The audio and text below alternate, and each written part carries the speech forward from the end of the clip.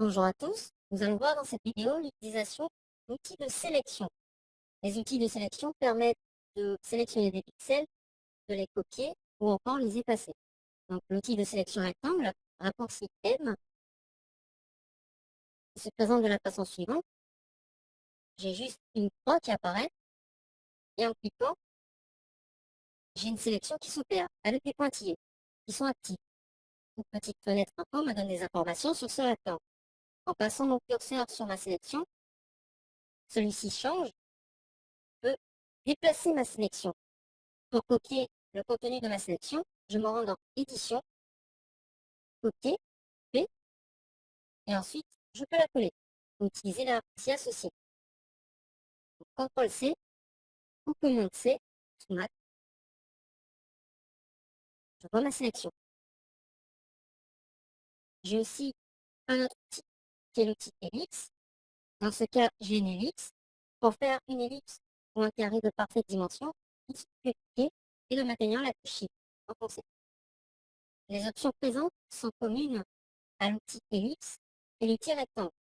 Cette option me permet de rajouter à une sélection déjà faite ou encore d'enlever une partie de la sélection.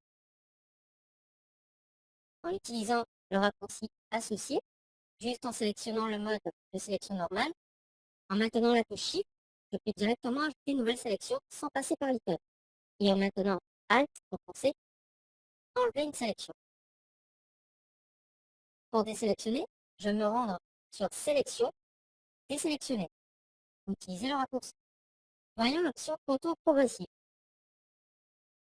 Je vais augmenter le contour progressif, faire une sélection et copier cette sélection. Ensuite la coller. Le résultat va se solder par un effet un peu estampé autour de la sélection. C'est l'effet contour progressif.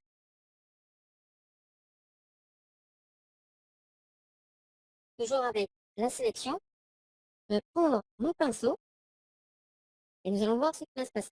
Avant tout, je vais créer un nouveau calque, juste au-dessus de mon calque initial. Je prends mon pinceau, augmente la taille du pinceau et peins. Je constate que même en dépassant, il n'y a aucune peinture qui apparaît sur le reste de mon image, grâce à la sélection. Voyons maintenant l'outil lasso. Cet outil permet également d'effectuer une sélection, mais de manière plus manuelle, plus libre. Il me suffit de cliquer, je pars d'un point et j'arrive au point de départ. Je relâche ensuite ma sélection. Je peux également la déplacer. J'ai également les mêmes options permettant d'ajouter, de supprimer une sélection. Nous avons encore l'outil lasso polygonal qui, lui, est un peu plus strict, on va dire, permet d'effectuer une sélection un peu plus ciblée en effectuant des clics et des formes.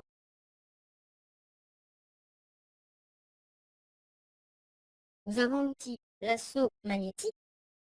Il s'agit d'un outil intelligent qui va se baser sur les pixels qu'il va rencontrer.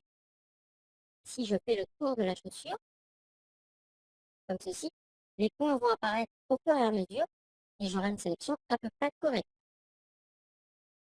Je peux mémoriser ma sélection pour la réutiliser par la suite. Je me rends dans Sélection, Mémoriser la sélection. J'ai le nom de mon document, le nom de la couche qui sera utilisée, par exemple couche alpha ou nouveau. Je donne un nom à cette sélection, si je le souhaite. Donc, 1, je valide par OK. Je désélectionne. Par la suite, si je souhaite réutiliser ma sélection, je me rends dans Sélection, récupérer la sélection. Je valide, ma sélection réapparaît. Vous avez ici un bouton permettant d'améliorer mes sélections. En cliquant sur celui-ci, une fenêtre va s'ouvrir avec des propriétés. Je vois que l'arrière-plan a été modifié. Je peux choisir un affichage soit sur du blanc, sur du noir, ou encore en incrustation qui me permet de voir le fond et rend visible uniquement ma sélection. Ou encore avec une sélection cadre, actif, ou encore sans fond, par exemple.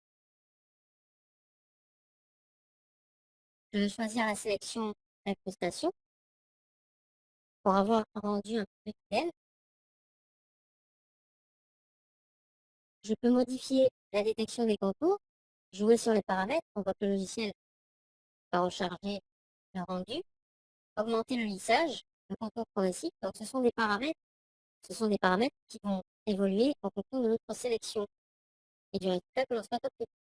Lorsque je suis satisfait de la sélection, je valide par OK. J'ai également, à travers le menu sélection, la possibilité de modifier ma sélection en la dilatant, en la contractant, en étendant la sélection, ou en la généralisant. Je peux étendre la sélection,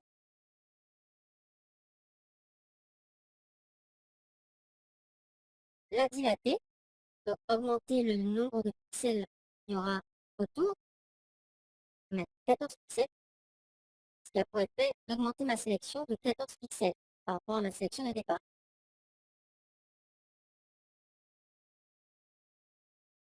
Si je fais contracter, à l'inverse, la sélection va réduire. Vous savez maintenant utiliser certains outils de sélection et pour effectuer des sélections pour copier, coller les pixels.